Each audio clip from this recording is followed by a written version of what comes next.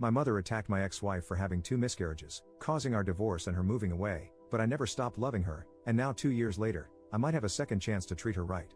Posted by you/Throwrex husband. I, 28M, used to be married to an amazing woman, 24F. We divorced 2 years ago after dating for 1 year and being married for 3. She was, and still is, the love of my life, and our divorce is my biggest regret. The main reason for our divorce was my mother, who was a nightmare mother-in-law. I foolishly allowed her to interfere in our marriage and mistreat my ex-wife by constantly criticizing her. While I never called my mother to complain about my ex or sided with her against my ex, I should have enforced strict boundaries as soon as I realized she was a problem for us. I did go no contact with my mother twice, during my ex-wife's miscarriages, because I wanted to shield her from additional stress. However, during the second miscarriage, my mother found out about it by reading some texts on my sister's phone. She also discovered through those texts that it was our second miscarriage, and she went ballistic. My mother showed up at our home, and instead of turning her away immediately, I made the mistake of taking her into the living room to try to calm her down and explain things. My ex-wife, who was upstairs resting, was unaware that my mother was there. My mother pretended to calm down, but when I went into the backyard to bring our cats inside, she went upstairs, woke my ex-wife, and screamed at her for ruining my relationship with her. She also made horrific comments about my ex-wife being barren. By the time I got upstairs, 5 minutes later, as the cats weren't cooperating, my ex-wife was in tears. I kicked my mother out immediately, but that incident was the final straw for my ex-wife, and we split up a month later. We agreed to remain friends and acknowledged that we still had feelings for each other, but the relationship was no longer beneficial to her. After the divorce, she went to stay with her father in the UK and ended up getting a job through one of his friends. The divorce devastated me. I went no contact with my mother and started therapy, which helped me understand that my relationship with her was toxic. I learned strategies to manage communication with her, and now we're low contact, only speaking at family events. According to my siblings, she still doesn't see what she did wrong, so I have no plans to move beyond low contact with her. I've never moved on from my divorce. In fact, I think I'm even more in love with my ex-wife now than I was before. I haven't dated anyone else, and she's constantly on my mind. During the first 6 months of her living in the UK, we didn't speak. However, on our wedding anniversary, she sent me a text that read, "Happy anniversary," insert nickname she used to call me, followed by, "I thought we agreed to stay friends, loser." After that, we started texting each other occasionally, for example, on my birthday, her birthday, and my brother's birthday. For my brother's birthday, she sent his gift to my house, and I passed it on to him. Quick note, my brother is gay, and he and my ex have been best friends since childhood. He's the one who set us up on our first date, so there's no weirdness here. In her second year away, our communication became more consistent, resembling a typical friendship. During one conversation, I told her about the therapy I'd undergone after she jokingly asked if I'd cut the umbilical cord yet. She also told me about 2 men she had dated and how those relationships ended. I wasn't weird about it, but it made me realize how much I missed her and how much I still loved her. That night, I couldn't stop thinking about how I had ruined things. I still have our wedding rings and her engagement ring. Due to recent world events, she hasn't been able to visit anyone in the US, but she's moving back in October. I was actually the first person she told. Everyone in our circle is excited, and my brother is organizing a homecoming party for her. The party will likely be hosted at my house, our former marital home, because I'm the only one in the group who lives alone. My brother recently asked me if I'd consider hanging out with her one-on-one after she moves back. I wasn't planning to ask her, but now it's all I can think about. Since they're best friends, I wonder if she might have put him up to it, similar to how she asked him to set us up when we first started dating. I asked my sister for advice, and she said I shouldn't ask her to meet up and should wait for her to take the lead if she wants to.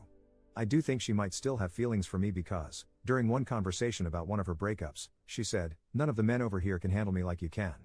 However, her humor is generally flirtatious, so I can't be sure. I'd love an outside perspective. Would asking her out be the right thing to do? Thanks for reading. Edit. You've all convinced me to ask her now instead of waiting until October. It's late here in the UK right now, but I'll call her tomorrow. Thanks for all the encouragement. Edit. I wanted to clarify what I meant by low contact since I know everyone interprets it differently. The low contact I have involves only saying happy birthday to each other in the family group chat. We're never the first to say it to each other, and the conversation doesn't go beyond that point. Whenever she approaches me at family events, which doesn't happen often anymore, she usually asks how I am and for updates on my life. I give her one-word answers and greyrock the rest. My therapist refers to this method as civil no contact, which I think is a more accurate term. She initially freaked out about no contact when my ex-wife first left and regularly blew up my phone.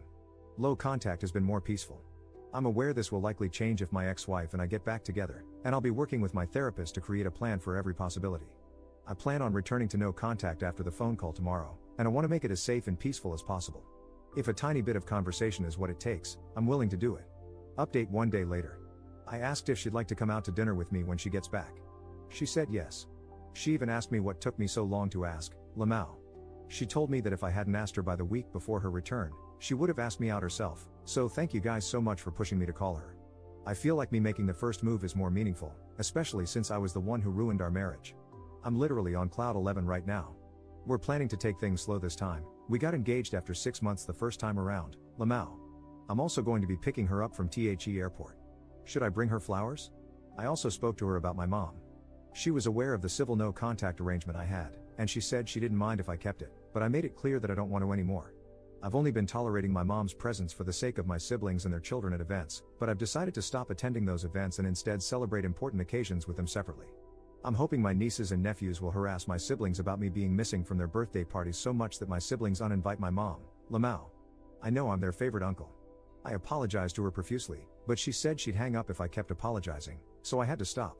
I know this is just the beginning, and more apologies will definitely come as we start unpacking our failed marriage, so I'm trying not to max out her apology acceptance capacity just yet. She's also agreed to start couples counseling with me when she gets back. We even discussed the possibility of moving to the UK if we get married again. She mentioned wanting to stay in the town I'm currently in for the next few years because she's missed her family and friends here a lot. Her maternal family is here, but her paternal family is in the UK. Still, she said that moving back to the UK isn't completely off the table. I told her I'd follow her in a heartbeat, and she called me a nerd, Lamau. Our conversation lasted 2 hours, and she only had to go because she was taking her younger siblings out. Oh, and remember how I suspected my brother was hinting to me about her wanting me back? I was right. She admitted she'd been asking him to drop hints.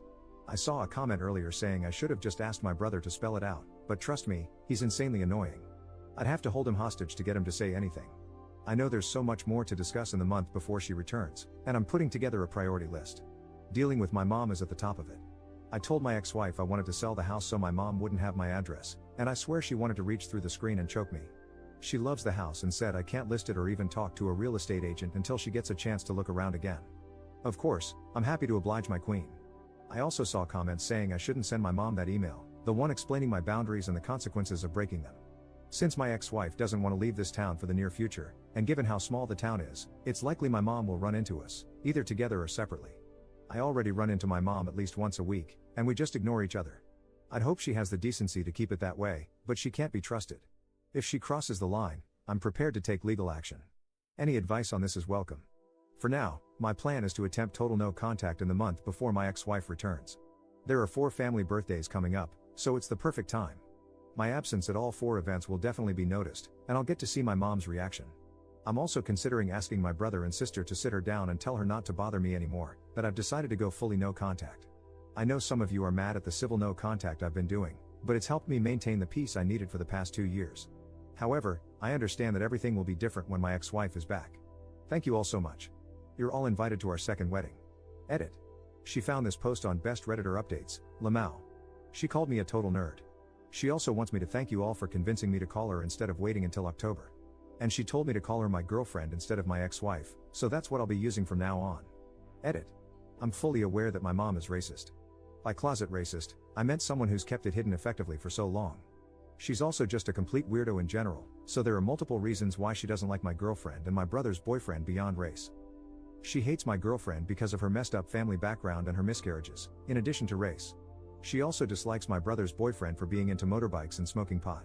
She's incredibly absurd, so at the beginning, I wasn't sure if it was racism or not, but now it's pretty obvious. My sister's boyfriend is also black, he's my girlfriend's cousin, we set them up, lol, but he refuses to meet my mom because of how my girlfriend was treated. Interestingly, she's never commented on their relationship. Edit. I doubt any of you are still lurking here, but I thought I'd give a mini update.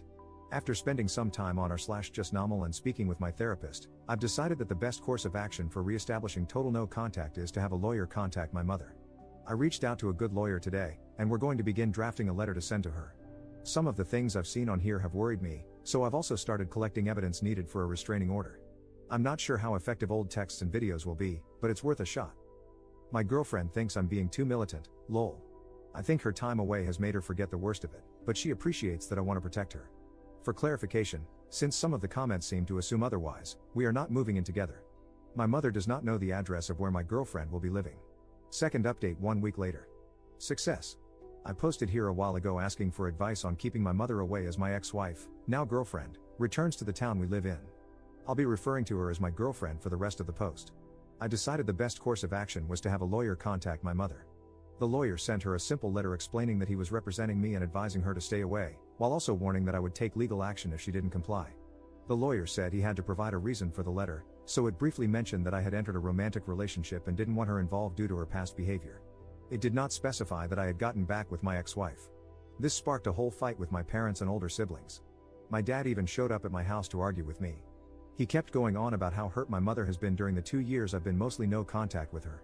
There was no mention of what she had done to me and my girlfriend. I like my dad, but he's a complete pushover who does whatever my mother wants. I didn't tell him I was back with my girlfriend, but I did tell him flatly that my mother's insane behavior during my marriage is why I want nothing to do with her now. He pulled the classic "she's your mother, she loves you, and you're really hurting her" argument, but I didn't back down. I explained that because the town we live in is so small and I already run into her regularly, there's a high chance I'd run into her while I'm with my girlfriend. I told him I didn't want her to lose control, so having a lawyer warn her was the best way to avoid escalation. I made it clear that the ball is in her court. If she respects my no contact, then this won't need to go further, and we can all live peaceful lives. Eventually, my dad agreed with me.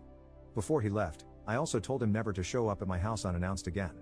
He promised to explain the situation to my mother and tell her that if she behaves, I won't take legal action. My older sisters have all called me to insult me, but I sent them the same text telling them to mind their own business, and the harassment stopped. It's been a day since all this happened, and my father said my mother agreed to leave me alone. While I can't completely trust her word, it's a start, especially since last time I tried to establish no contact, she went off the rails. I've already spoken to a realtor about getting my house on the market by mid-October. I'd like to sell it sooner, but my girlfriend wants to have a look around first, so I'm waiting. I plan to move to a neighboring town where I can keep my job, see my friends, and stay in touch with the family members I'm close to. I won't be attending any family events where my mother will be present. Missing my nieces and nephews' birthdays will be tough, but I'll visit separately to give them their gifts. So far, so good, it's been a tentative success. There's still a month before my girlfriend returns, so I have time to handle any issues that might come up before then. To clarify, my girlfriend won't be moving in with me, and my mother doesn't know where she'll be staying. Here's to more successes. Third update 1 month 1 week later. Hello, everyone. Sorry for keeping you all waiting. My girlfriend has been back for a week today, and it's been the best week of my life. I picked her up from the airport last Saturday. I brought her a gigantic bouquet of daffodils, and we both cried, lol. Seeing and hearing her again in person was so surreal because I'm so used to speaking to her over video calls. Her accent has become more British now, and it's so cute. The drive back to our town was challenging because I had to keep my eyes on the road, but I wanted to look at her the entire time. We had the homecoming party at my place, our old marital home, on Sunday, and it was amazing. It felt just like old times when we were still married and hosted our friends. She stayed to help me clean up with my brother and, unfortunately, her older brother too, who does not like me. She wanted to come over and have a look at my house before I put it on the market, and we did that on Tuesday. It was extremely emotional, and we both ended up crying, especially when we got to the master bedroom.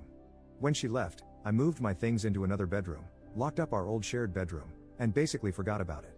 I only went in about once a month to clean it, but other than that, it stayed locked. Our old rings, a few things she had left behind, and some items that were too painful for me to look at, like framed photos we had together, were in there. She ended up taking her old wedding and engagement rings to wear on a necklace, which was really touching because I thought she wanted to completely forget our previous relationship and start fresh. I'm happy to know that she looks back on our past together fondly despite it being a hot mess. Yes, if we do get married again, I will 100% be buying new rings. We've hired a counselor to work through our relationship, and our first appointment is next week, so wish us luck. I also have an appointment to get the house valued next week so I can sell it ASAP. My girlfriend is currently staying with a family member and is apartment hunting, so we also have some appointments next week to look at places for her. The coming week is pretty jam-packed for us. We won't be living together for a while so we can take things slower than we did last time. Last time, we got engaged after 6 months and married 6 months later. During the week she's been back, we've spent a few hours together every day, except when I'm working, apart from Wednesday. I know some of you will probably be wondering about my mother, and I have good news. We live in a small town, so it was 100% likely that my girlfriend would run into her within her first week back. She ran into her on Wednesday, and my mother did not do anything. My girlfriend was out with her younger sister at Starbucks, and my mother noticed her, then turned around and went about her business like a normal person. I will never be open to re-establishing communication with my mother, but it actually looks like she's learned her lesson after 2 years of very low contact. Unfortunately, my lawyer said I probably wouldn't be able to get a restraining order against her, so I seriously hope she continues to behave. According to my siblings and father, she didn't even tell them she had seen my girlfriend. I need to clarify that my mother does not know we are back together, and I'm hoping to move to the next town over to keep it that way. Once again, thank you all for your support and encouragement. I will be eternally grateful that you convinced me to ask her out back then instead of waiting until now. She wants me to thank you all too. You're all awesome. Comment update 4 months later. We moved in together. My girlfriend couldn't find an apartment she liked, so we decided to live together again. Other than that, there are no new developments.